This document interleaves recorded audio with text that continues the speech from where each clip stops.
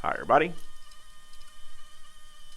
Today, this video is actually two videos. I squeezed two together because there was a bunch of useless crap that no one really wants to see. So, we're starting off by watching me in severe amounts of pain, trying to figure out how to get those damn springs attached to the arm of the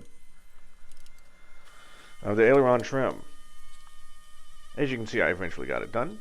Now, the really cool part about the aileron trim is that because it is spring-loaded, basically, so now the stick wants to stay neutral, which I didn't really think about, and it's freaking fabulous.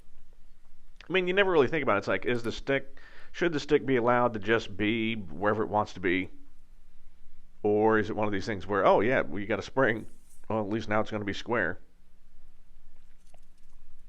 I'm just very happy because it makes getting in and out of the plane so much damned easier.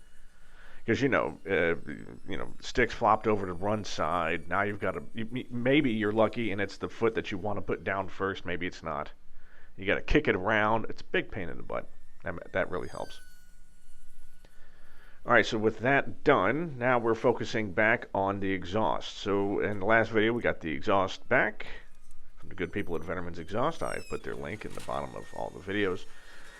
With those in, which is great, now we have to focus on doing the cabin heat. We've got to put in all of the EGT probes, and we've got to get one half of it off because we got to get it over to my buddy Larry so we can put a bung on for the oxygen sensor for the EFI system. So there's a lot, as we take things off the list, more just appear. All right, the other half focus of this video is connecting the tail. All of it. So you can see by this point we have finished doing the smoothing over of the fairings onto the pieces themselves.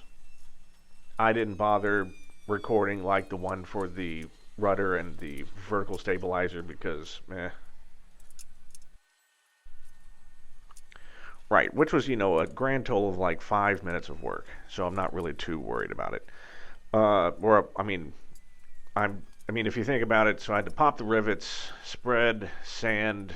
I've deprived you good people of about 30 seconds of time of watching me do that, and I do apologize. If you really needed to see it, well, sorry.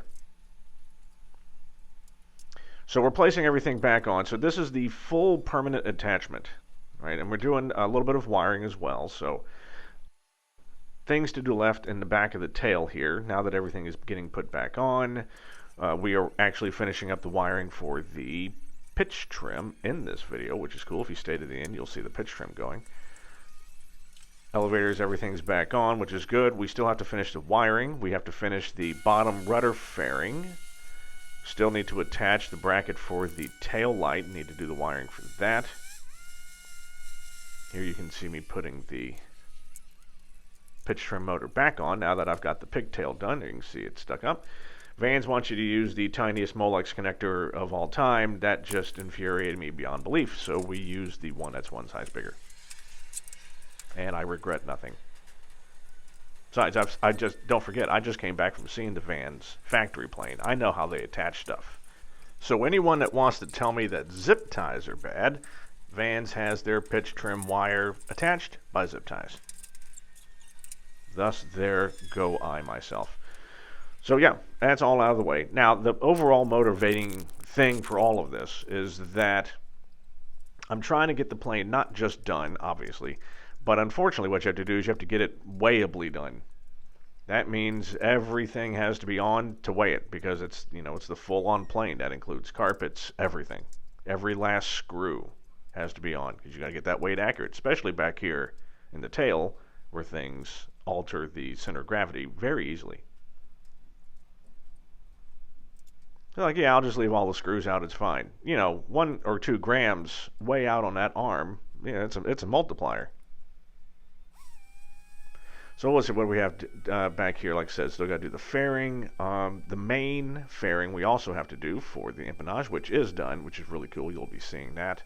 There's a couple of cover strips that go under the bottom of the horizontal stabilizer. Those will go on as well. And we need to put on the inspection brackets. Once that's done, the tail will be ostensibly done. Well, besides the final pop riveting of the data plate on,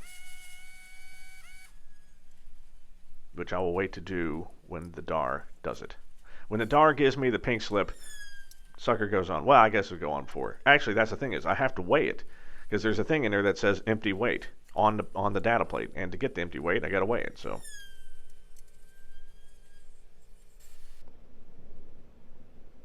All right, so here it is. This is the, just watch.